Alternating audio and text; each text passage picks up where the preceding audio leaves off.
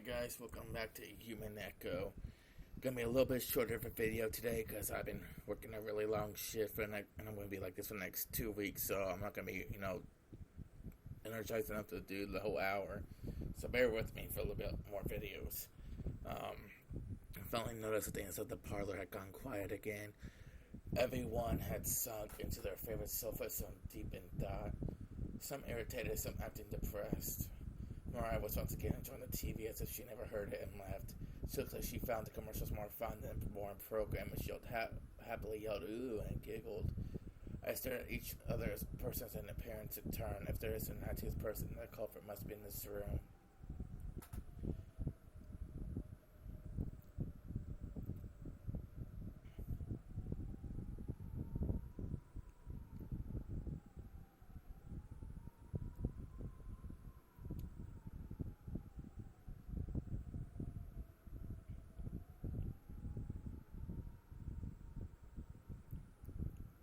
Right now, at Natsuhi's such an image of the servants, right?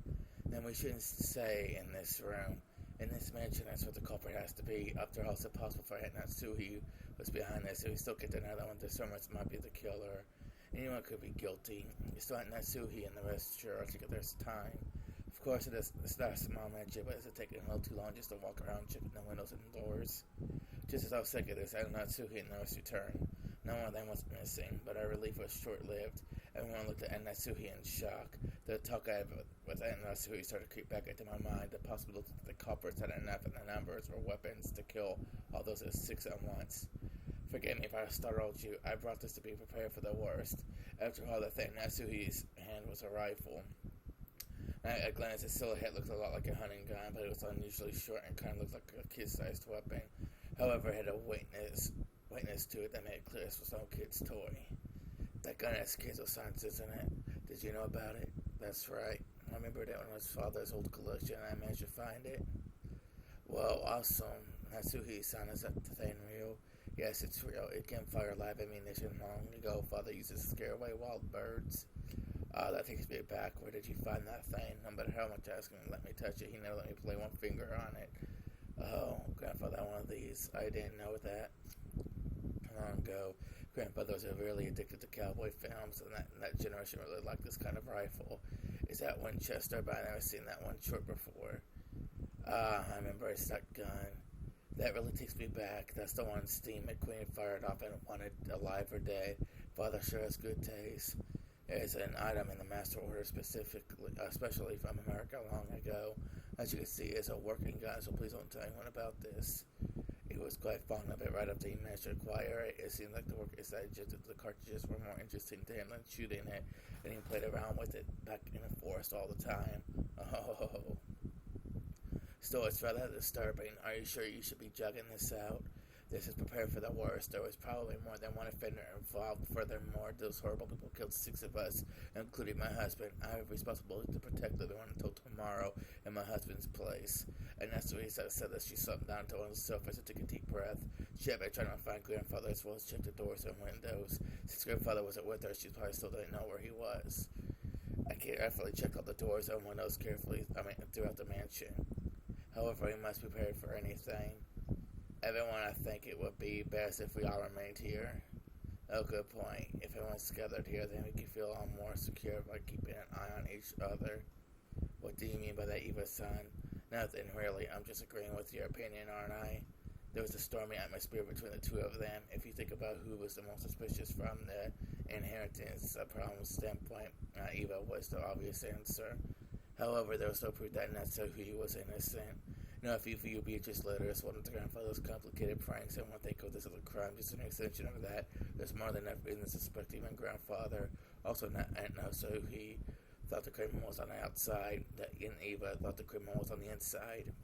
In short, is this question of whether or not a 19th person exists. The same question has been repeated endlessly since last night's dinner, with the letter from the witch who called herself Beatrice. So the culprit among us or not, and the witch Beatrice exists or not. If you assume that something as stupid as a witch can't exist, you're basically saying that one of these relatives here who share a common bloodline is the culprit. If it was too unpleasant, it would be much more comfortable to simply accept the fairy tale-like character of the witch. A witch drawn a bizarre magic circle and offering him his sacrifices. If I could accept that rubbish, I'd be able to trust all the people in this room. However, the damn Gummingtons got in the way and kept repeating that witches don't exist. In that case, a culprit must be among us. In the middle of this seemingly endless rain, none of us could break the silence. Oh well, I expected this part to be over this early. Oh, are we going to like 1 in the morning or 1 in the afternoon or something? Huh.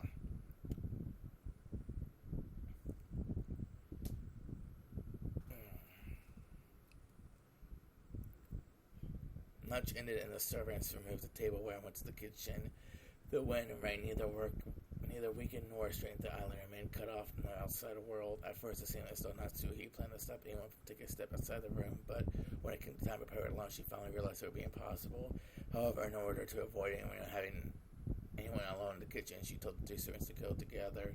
Because of that, the servants were the first ones given the right to leave the stuffy parlor, which had been packed with 11 people. Since breakfast had immediately followed that terrible incident, preventing most of us from eating much, and went toward into the lunches in silence. I will wash the dishes so you can rest a while, Kenan, and Gucci-san, don't you want something to drink? I don't need anything, Kenan. I don't need anything either. You two must have been so busy so early in the morning, it's no wonder you're worn out.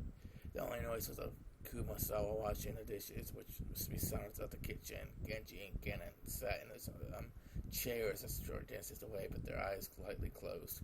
Just as Kumasawa had said, those two probably had built up a great deal of fatigue, but that didn't mean they couldn't let it show in front of their relatives. Avoiding that was one of their virtues. After the silence had continued for some time, Kenan opened his mouth and muttered, Shannon, why did she have to die in such a horrible way? Forget about the manner of her death. It was nothing more than bad luck.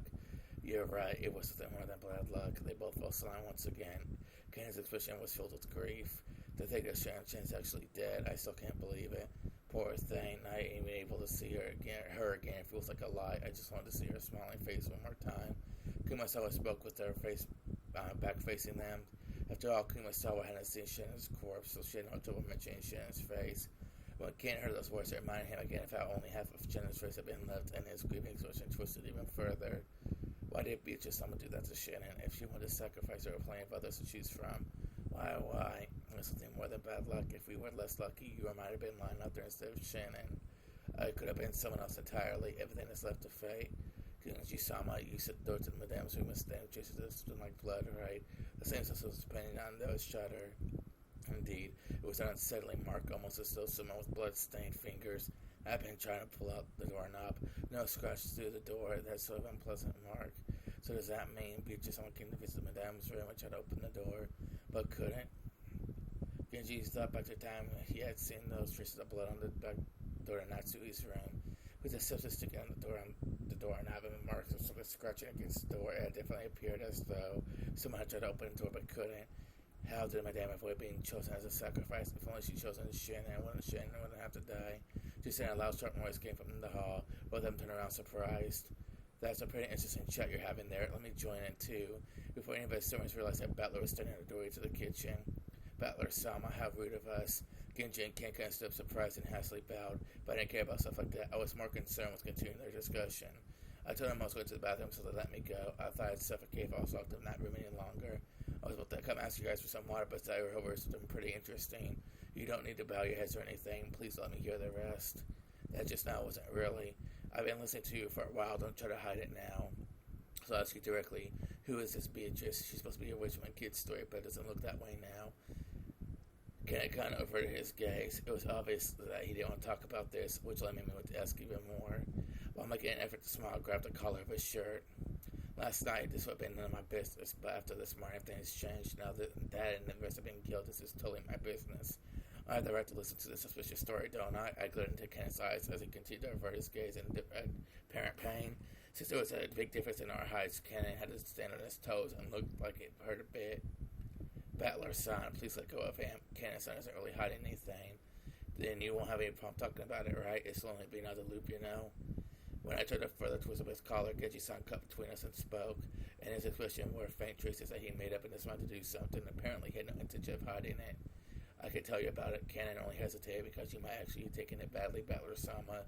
Hesitating, huh? Not very manly of you. Whatever is your real talk. Whatever it is you're talking about, it's even more unpleasant having to keep it a secret. Tell me about it. It's not like we have anything better the day before tomorrow comes. A slightly spooky story might be the best way to avoid getting bored. Genji saw us kind of come with each other. They nodded as though they decided to talk. Understood. Please ask us anything. We will talk. Right, then I'll ask. Who in the world is Beatrice? All I know is she's a witch who lives in the forest of Rokenjima. I've heard a story grandmothers have invented to keep people out of the dangerous forest. Is that wrong? No, it isn't wrong. It is as you say. Beatrice is a witch who dwells in the forest of Rokenjima. Battler Sama. I don't expect you to believe this all of a sudden, but Beatrice Sama exists. She's a real person, one who gave Master a vast amount of gold and worked by his side for many years. Huh? Oh, come on. Is grandfather paying you to repeat everything he says? I felt like it was a joke, but neither Genji-san nor Kanekon laughed. Not even Kumasawa Bachan, who was avoiding my eyes closer as she started washing the dishes. So unfortunately, I was the only one laughing, painfully, bitterly. I see that's why Genji-sama refused to mention it. If you really mean it, of course, I'll take it badly. So you're saying that person named Beatrice actually exists? Yes, she has been working for the Master since before the mansion was built on the island. She has most likely been working for him even longer than I have. What do you know? Kairi-san's story was off. Grandfather really did have a confidante called Beatrice. Is that person on the island now? Yes, I believe that she is here. That is a fake way to say it. I guess that means you haven't seen her face today or yesterday. That is correct. It is extremely difficult to say, but can't go once again jump this gaze in front of my eyes. Come on, don't just stop there. That's like freezing an inch before the blow, right? I urged him on jokingly again. However, it looked like Kaneko was still confused as to whether he should speak up or not. Nakuma Ba-chan whispered. Oh, you cannot see her face because Beatrice has no form. She has no, what did you say? Beatrice has no body, therefore unless Beatrice wishes it, common people like us are not able to see her form. I have heard that the portrait shows what Beatrice looked like back when she had a human form. It seems her yearned for that figure so much that he would often sit in front of that portrait. Beatrice sometimes shows herself by changing her form into glittering butterflies. On the rare occasion that you spot them somewhere in the mansion, there is a rule that you absolutely mustn't chase after them. It is whispered that you will meet with disaster if you do. In fact, there was a servant who broke that rule and quit because of it. Wait a second, are you kidding me? Are you all serious about this? Beatrice has already arrived. Such language is beyond wise. Beatrice does not like it when she is profane. If you doubt her existence, she will surely meet with disaster. Battler-san, you probably find this topic unpleasant, but you know what? Beatrice does exist. She exists. Beatrice hates people who doubt that. Can you tell Battler-san Beatrice has already arrived here? Come on, quit it. I'm weak against this stuff. Enough of the cheap threats. However, there was no trace of a joke in the eyes of the three servants. On the surface, I laughed and tried to look concerned, but I was quickly starting to sober up. The eyes were also sobering up fast. Battler-san, I beg you, they stop profaning Beatrice. Please trust me. Kumasawa Bachan was usually cheerful and good, but always teased people. Now she spoke with a totally serious face. Well, even if you say she exists, I don't see anything. Are you trying to say she's standing right next to me or something? Quit joking around.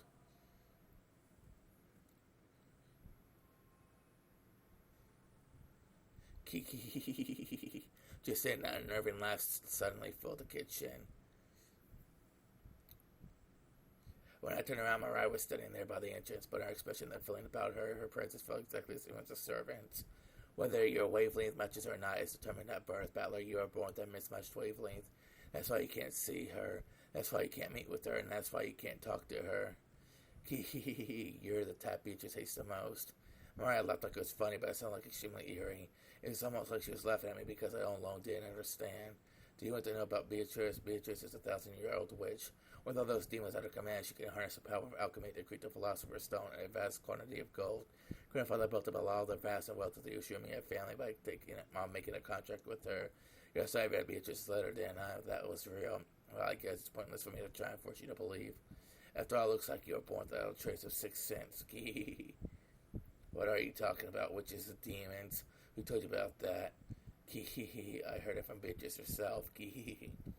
Alright, kept doing that and put some laugh. However, the servants who watched over didn't even blink. She heard it from the witch in the portrait and in the entrance hall. Mariah kept on laughing in a weird voice as though this was nothing more or less than the truth. Mariah might be rude to ask, but I'll ask you one more time. Okay, who gave you that letter yesterday?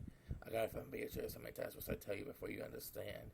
You don't get it, do you? You can't see it. You can't believe it, can you? Just say Mariah after suddenly stopped. Battler, You still don't understand. Beatrice Summer exists. She exists, you say, but where? Like I said, Beatrice Summer exists here. That's right. Now that I think about it, I've been feeling for a while now that the servant's eyes haven't been pointing in quite the right direction. I figured they were just staring absent-mindedly, but that wasn't the case. The four here, Genji, Sanka, and Kakumasawa, and Mariah, everyone except me, was looking at a spot right behind me. Holding my breath tightly, I looked over my shoulder. Of course, there wasn't anyone there. I'd known that the whole time. However, everyone in the room except me was focused on that point, as if there's someone there. Beatrice is a mighty golden witch who has lived for 1,000 years. But you can't show her form to humans. It's the wrong wavelength. She can't talk to them. And you know what? That's really sad. It means she truly despises it when people like you are born with that fragment of the ability. Neither does its magic denies that she exists. You're lucky, Battler. Good thing I gave you that charm yesterday, right? Don't you realize what kind of true speeches would I put on you by now? If you had been carrying it around, you really are lucky, Battler. Oh, that scorpion shine. I thought that was a charm gift or something, but you really saying it had power? If it weren't for that, you'd be lying in that storehouse as a sacrifice with your face crushed by now. You're so lucky, Battler. I see. So it weren't for that, I've been killed by now. Battler, why don't you believe in Beatrice, even though she exists right now over there? Look. Hey, how about you want to believe it now? Believe it. And thank me for forgiving you that charm. If it weren't for you, you'd be in a storehouse right now, but then maybe you would have been saved by someone else in exchange, right? Right, then I burst into laughter. Playing witches have been pretty fun until a second ago, but fortunately that last one seemed to be too much for her glossed over. Then it's all useless, isn't it, Mariah? If that's true, then I'm sorry, but it's all useless. When Mariah suddenly saw me start laughing, she stopped. Even though she didn't understand what I was laughing at, she realized it wouldn't be pleasant for her. I thought it might hurt you, so I didn't say it earlier, but, well, I thought I put the charm you gave me in my pocket, and must have dropped it somewhere. So the charm can't be the only reason I'm alive now, and even though I should have been cursed by which I'm perfectly fine. Sorry, but I don't believe the days I don't see with my own eyes. Six senses, wavelengths, magic sensitivity. Sorry, but I don't believe in fake stuff like that. When I hear the girls in class start talking about how good or bad their ability to assist the supernatural is, it pisses me off. I don't know much about grandfathers paying you, but if you're starting talking about joining some cult, believe me, and we won't be able to do it that easily. Battler-sama, you guys are free to believe whatever you want. However, when it comes to things I believe, the one who decides is always me. Sorry, but I can't believe in something as bad, as shitty as Beatrice until I've seen her with my own eyes. I spoke forcefully and sharply. The Mariah started crackling again. Well, that's just fine, isn't it? Eventually, people like you will totally miss watch wavelengths will be able to see Beatrice. Very soon, she will revive. Beatrice will revive. Once that happens, she's promised to talk with me and play with me a lot. There'll be absolutely no need for you to doubt us to force you to believe. She'll appear very soon.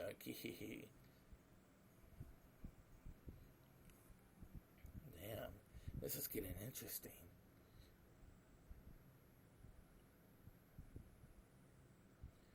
Very interesting. After our meal, some people tend to head to the bathroom while others prefer to relax for a bit. It seemed that several people had left the parlor, just like when I did when I was at the kitchen and drank some water. In the end, Natsuhi reluctantly retracted her order that everyone remain packed into the parlor, on the condition that no one headed out on their own to stray too far. In any case, if a little people were shut up in the same room, starting early in the morning, the air will start to stagnate. Also, quite some time had passed, so everyone was starting to recover from the shock of that morning. Their sense of danger might have been weakening too. However, a certain fact that people had been killed inside this mansion, so no one was completely negligent. So whenever they went out into the hallway for a breath of fresh air, trying to act tough, they would quickly get scared of standing there isolated and would eventually return to the parlor. I guess it's like the north wind and sun. If you force someone to stay shut in, they'll resist, but if you tell them to do whatever they want, they'll come back obediently. I really do like not being I really like not doing told whatever, blah blah blah. And when the servants finished cleaning up the meal, they returned obediently to the parlor, just as Natsuhi had told them to, and sat on the sofa near the entrance, patiently awaiting orders. Mariah, almost as though she had suddenly finished playing with the witches, she returned to that pure Mariah I knew, saying, "Ooh." When the world happened back there, I hadn't felt an atom of the presence of this person called Beatrice, who was supposedly standing behind me, invisible. However, I felt like a glimpse of the love of that presence on Mariah. You're right. When Mariah starts talking about witches, her personality changes. Battler Kanyo saw so sorry by the beach, right? You mean the scorpion keychain? No, I don't mean like when her feelings were her. I mean talk about her having a dual personality or something. Yeah, that happens sometimes too. That's the same idea when she was talking about the magic circle that's happened every now and then. It's freaky though. Apparently, just got spotted the key of Mariah a few times. I just have to catch it at a bad moment, and that was pretty freaked out seeing it for the first time. So what is that? Does Mariah have a dual personality or something? Or are you saying that her spiritual sense is that strong and she's being possessed by a spirit or whatever? No, I don't think it's it. Haven't you ever experienced it when you were small? Didn't you ever want to be someone other than yourself? When humans are born, no one has any individuality. However, when they reach their growth period, their sense of self starts to be born. They want to be different than other people, but since everyone else in their class is learning the same things at the same rate and being forced into the same lifestyle, of course they ain't going to be finding anything that makes them different from everyone else around them. Once they realize that the first thing they do is start breaking the rules in what's called their rebellious stage. Since everyone else follows the rules, they want to show off their individuality by breaking them. So even those who try to act tough, mock anyone around them, and calling them childish can actually be viewed as cute kids, searching for themselves if you look at it this way. Well, I'm lecturing about all of this like I'm so smart, but I actually got a second hand from Georgia Anarchy. I myself was one of those embarrassing guys who thought it was cool to act like a little bastard. Well, when I was at that age where you're trying to show off for the opposite sex, the main feature of the growing period lies in the impulse to break away from your life as a kid, like a chick trying to crack open the shell of their egg. Do you know what makes children and adults different? Age, or do you mean size? No, it's experience. Adults can look down on children because children have very little life experience. The reason they're not everything children say is because they think kids know nothing about the real world. Yeah, I understand that when you're a kid, you talk like you got life all figured out somehow, trying to act like an adult, no matter what kids say. Adults just aren't them and say they're too naive or that they'll understand when they get older or something. Well, it's probably true, but to a kid, it's just annoying, like they're being looked down upon. I get it. It's a question of knowledge and experience. Well, I guess you're right that there's no reason for a respected person for their age if they've just wasted their lives. Therefore, during that period, when they try to separate themselves from other children, they also take on personality traits different from those around them. And knowledge and experience to separate kids and adults. I get it if they know someone. I get it if they know something no one else does because it's part of their identity. You know, when I was in elementary school, I learned things no one else knew. Get things no one else had, wear things no one else wore, and become a bit of a hero for it. But you've done the same thing, Battler. Yeah, there was definitely an age when I wanted to excel in some skill or other. I see, so that's because I was trying to separate myself from being a child or going through my growing period, in other words.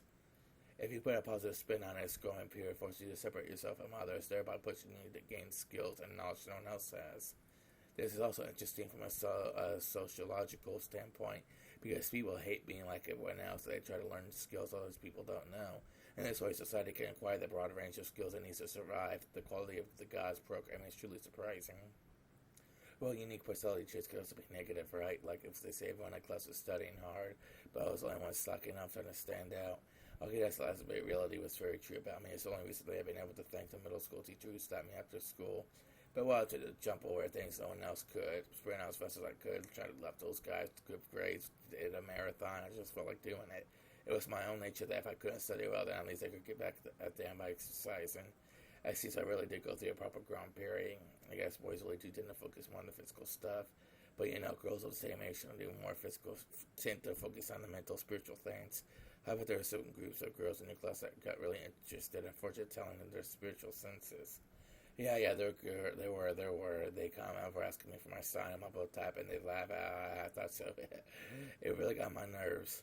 No matter which class you go to, girls like fortune telling, deciding whether your spirit sense is strong or weak. One sensitivity is whether you could see the unseeable. That kind of thing definitely happened to me. That's because fortune telling is a spiritual senses are things that aren't taught in school. To girls who tend to be more introverted, it's a genre that's easy to build up an identity upon, and when it holds a lot of interest for them. Just like how when boys enter the growing period, they start acting tough and rebel against adults. When girls enter the growing period, they start getting interested in that kind of thing.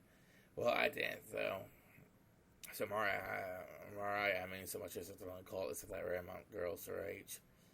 Even if we accept that, I wonder if it explains the creepy dual personality thing. Actually, I think I probably could accept that explanation more or less.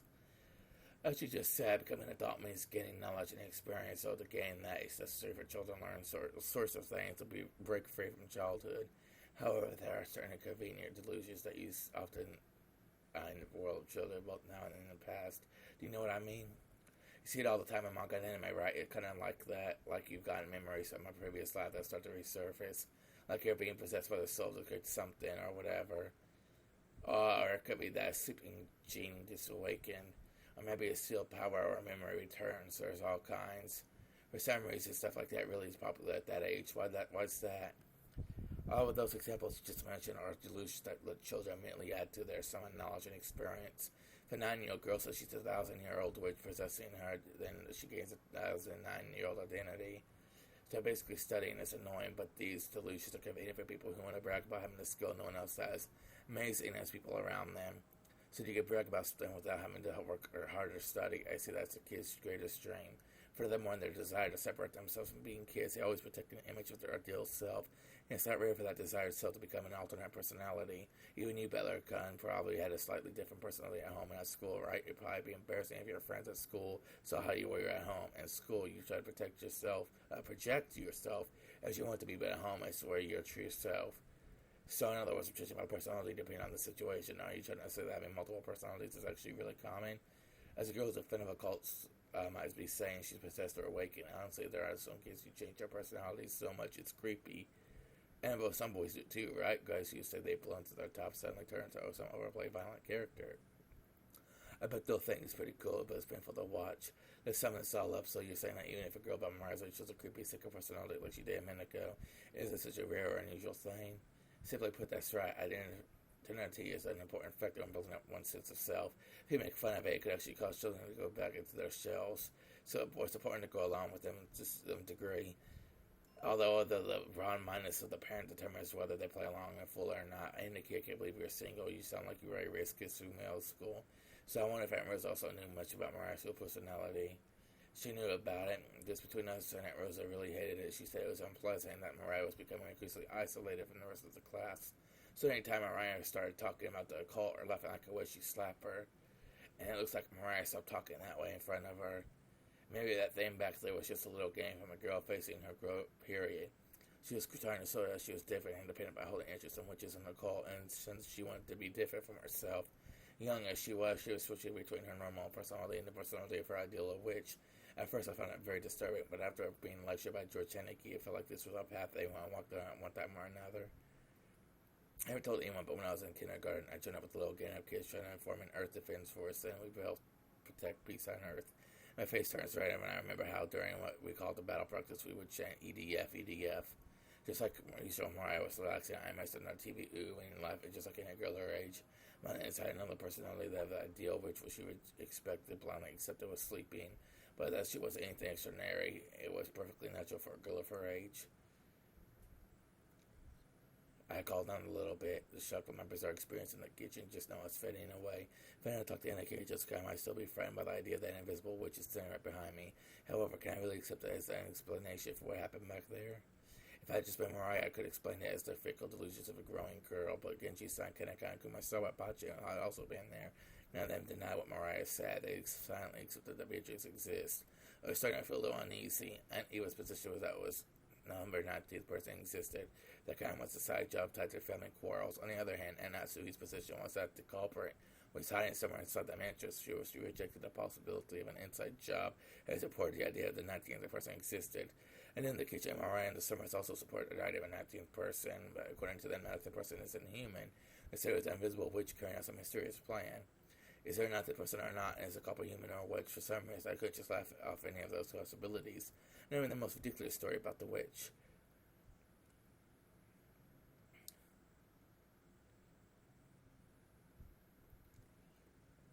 Jessica, all I know about the story of the witch is that the doll split it up to keep the kids who scared into the forest, but it's a story different in the mansion. I feel the same way. Do you okay?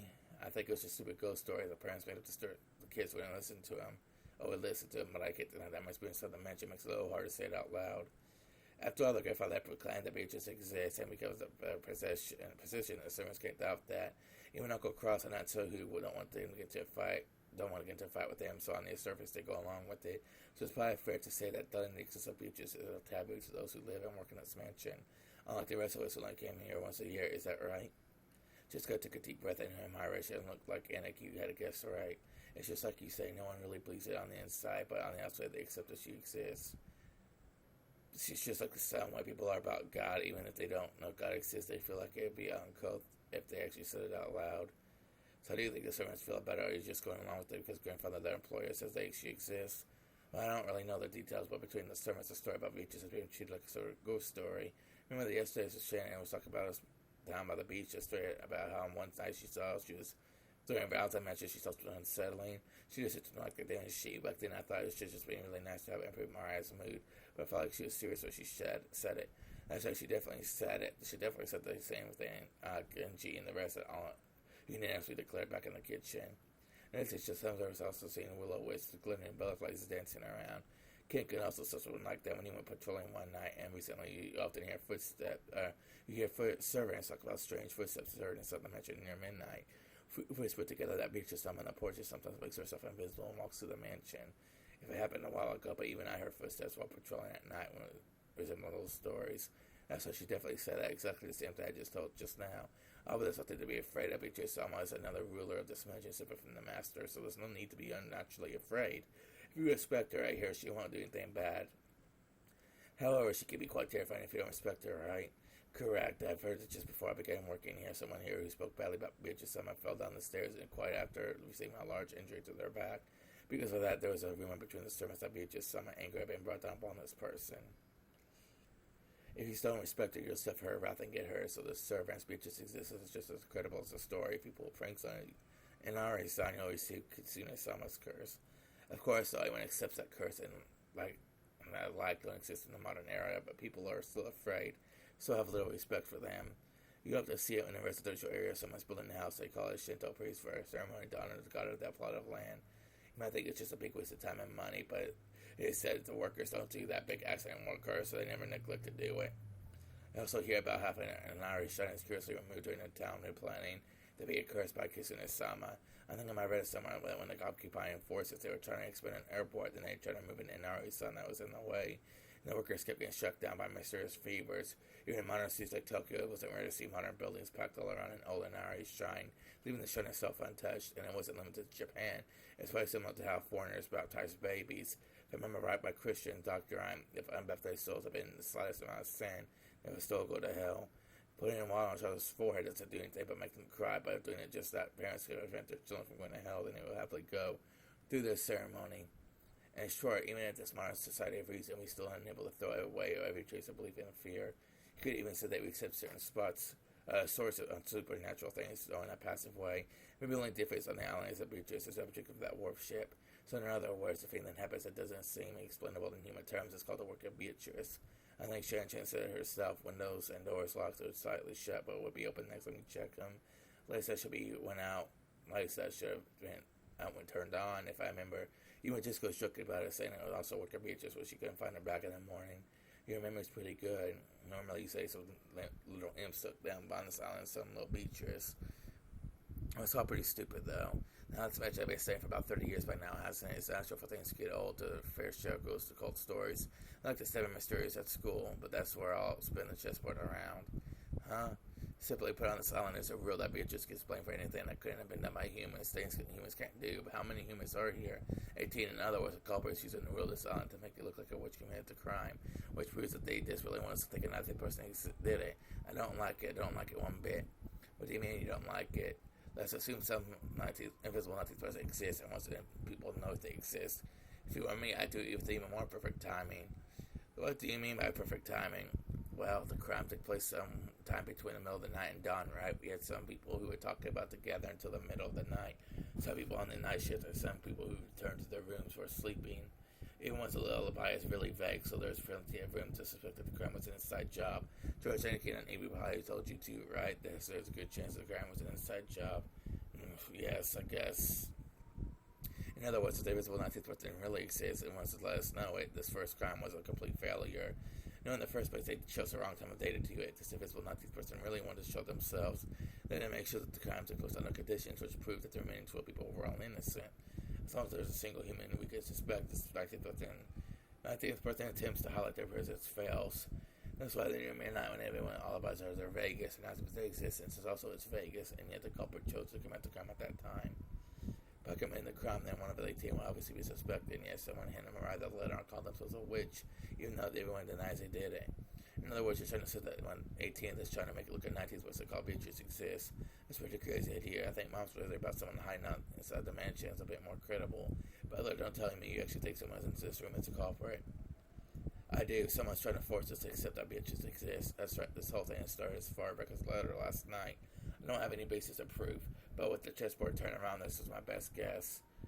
Seriously, that's too crazy. Sure, haven't been reading too many weird detective novels. However, it's an angle we can't ignore. Whether it is a 19th person or not, the culprit's definitely playing something involving that rule about this island. Just now listening to Butler kind of talk, I'm immersed in that's a little disturbing. Something disturbing? Yes, do you remember Beatrice's letter? And it said that Beatrice was going to collect interest, and by the interest, it mentioned everything of the Ushiromir family. Just good night. I thought back on where I had read a lot the previous night. Yes, said that. It definitely said that the collection of the interest is going to take place shortly, but the riddle of gold could be solved. You lose that right away. My father received the gold about the Ushiromir family. In other words, according to the Beatrice, everything included using this kill as capital counts as part of interest, which means that's pretty scary for a joke and a key. You don't mean anyone in the usual family. In other words, everything that grandfathers gave birth to. In other words, everyone with grandfather's blood is flowing through their veins. If you interpret the letter that way, his murders are just Beatrice legitimately collecting interest. If that's the case, these crimes will continue because the collection of the interest is still only halfway completed. Tourists are around looking for over the parlor. There are so many people who held the name Ushiromia, and we got to go to Sancho and Jen happily and killed. We knew that not even the servants were safe, despite lacking an Ushiromia name. So they're planning to kill us all. But that's weird, Christian. He said in that case, why only 6 people? Why should they be able to kill a lot more? At worst, it should have been possible for them to assault everyone while they were sleeping and kill them in a single night. Why didn't they do that? A special clause, if someone mentioned to solve the riddle of the gold, their right to the interest would be lost. No matter the letter ended, it challenged us all to solve the riddle of the grandfather's gold. Jesus, it looks like we're finally understanding the culprit's message. In other words, the culprit's telling us to try and solve the riddle on the epitaph grandfather had made. On top of that, they're saying that if we just sit around, they'll keep collecting the interest. I realize this is all based on several cases that are way out there, but not everything that happens in the world fits together in a perfect line. Most of the events we don't understand are only individual points. By fitting them in the straight line, we're beginning to understand. When the points at either end of the line are really close, the line itself is more logical and easier to understand. And when those points are really far away, the opposite is true. It's the distance between these points that make us say our guesses are way up there. However, the distances were spanned too narrow. That means our thinking way too narrow. Is there a difference between making guesses and reasoning? Am I just easily make guesses to try and force this guy into a pattern I can understand? No, that's not it. When you're lost in the dark and searching around with your hands, what you're doing is relying on your imagination and making guesses. Only imagination can find the points that need to be tied together. Reasoning is nothing more than an act of drawing lines between them. If you can't imagine, you can't reason. What am I doing now might be way out there, but I'm sure it was a mistake either. Only the power of imagination could pull out clues from the darkness, and then I could use the power of reasoning to toe those clues together. It was a lot like processing of searching out an enemy's weak spot and striking. It was okay if I'm way out there, I find a weak point first. Then we can think about how to strike. Right now, this is time to find points we could tie together later.